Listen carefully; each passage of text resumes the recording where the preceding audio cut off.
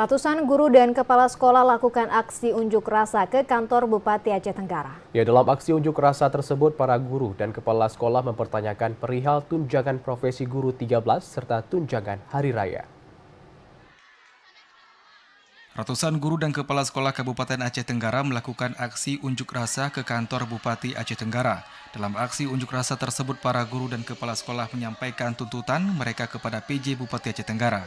Adapun perihal tuntutan tersebut diantaranya perihal tunjangan profesi guru gaji ke-13 serta tunjangan hari raya profesi guru sesuai dengan peraturan pemerintah nomor 14 tahun 2024.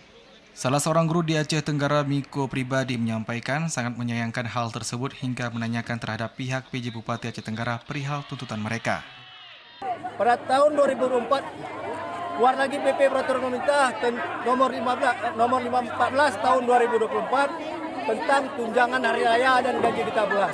Masih juga terdapat pada pasal 6 ayat 3 dan 4 bagi guru dan dosen menerima tunjangan 50% 1 bulan gaji pokok. Ini juga belum terrealisasi.